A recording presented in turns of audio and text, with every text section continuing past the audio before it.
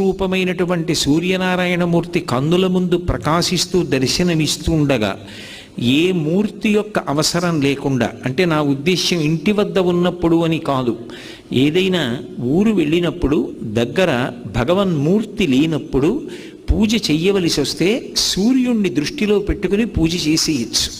ఆ పూజ పరిపూర్ణమైపోతుంది.